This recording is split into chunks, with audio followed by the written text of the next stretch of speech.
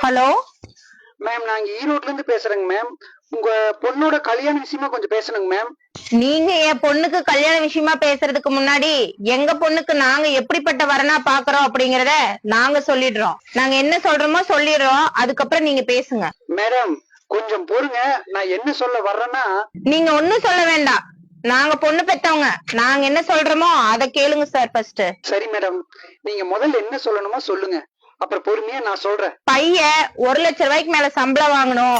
நிச்சயத்தப்பவே 5,00,000 மேல வைர நெக்லஸ் போடணும். பொண்ணுக்கு கார் ஒண்ணு பையன் பேர்ல இருக்கணும்.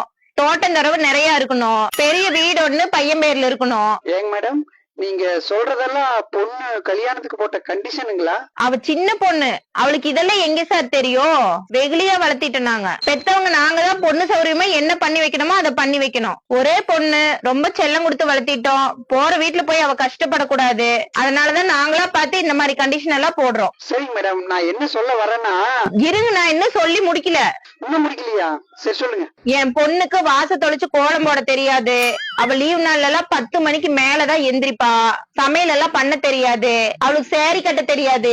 எங்க போனாலும் சுடிதார் டாப் தான் போட்டு போவா. எந்த கண்டிஷனும் போடக்கூடாது. சரிங்க மேடம், இப்ப நான் என்ன சொல்ல வரேன்னா, இத பாருங்க, என் பொண்ணு ரொம்ப சுயமரியாதைக்காரி. யாரு கல்லையும் போய் விழுந்துட்டெல்லாம் இருக்க மாட்டா. இதுக்கெல்லாம் ஓகேனா என் பொண்ணு கல்யாண விஷயமா என் வீட்டுக்காரரை உங்ககிட்ட பேச சொல்றேன். என்ன மேடம், நீங்க பேசினதே தலை சுத்துது, இனி வீட்டுக்காரர்கிட்ட வேற பேசணுமா? அப்புறம் எதுக்கு என் பொண்ணு கல்யாண விஷயமா பேசணும்னு சொன்னீங்க? என்ன எங்க மேம் பேச விட்டீங்க? நான் ஈரோடு போலீஸ் ஸ்டேஷன்ல இருந்து இன்ஸ்பெக்டர் பேசுறேன். போலீஸ் ஸ்டேஷன்ல இருந்தா எனக்கு எதுக்கு சார் கூப்பிட்டீங்க? ஏதோ ராங் நம்பரா பண்ணிட்டீங்க போல. மேடம், நான் ராங் நம்பர்ல எதுவும் பண்ணல. உங்க பொண்ணு தண்ணி அடிச்சு ஊரை சுத்திட்டு இருக்கிறவன கோயில்ல கல்யாணம் பண்ணிக்கிட்டு உங்ககிட்ட இருந்து பாதுகாப்பு வேணும்னு சொல்லி ஸ்டேஷன்ல வந்து கேக்குறாப்ல. அதுக்குதான் உங்களுக்கு போன் பண்ண, சீக்கிரம் கிளம்பி வாங்க. மேடம், நான் சொல்றேன்னு தப்பா நினைச்சுக்காதீங்க. முதல்ல திருந்த வேண்டியது பெத்தவங்க தான். தான் பொண்ணுக்கு திறமையான பையனா, ஒழுக்கமான பையனா, எந்த சூழ்நிலையிலையும் நம்ம பொண்ணை காப்பாத்துவானா அப்படிங்கறத மட்டும் பாருங்க. வசதி வாய்ப்பு, சொத்து இதுகளை பார்த்து பார்த்து பார்த்து பார்த்து உங்களோட பொண்ணு வாழ்க்கைய நீங்களே கெடுக்காதீங்க. பொண்ணுகளை கோபுரத்துல உட்கார வைக்கிறதா நினைச்சு சாக்கடையில வீசிடாதீங்க மேடம். முதல்ல பெத்தவங்க மாறுங்க. ஒழுக்கமான பசங்க எவ்வளவு பேர், நிறைய பேர் இருக்காங்க. ஏன் உங்க பொண்ணுக்கே அவ்வளவு வரன்கள் வந்திருக்கு.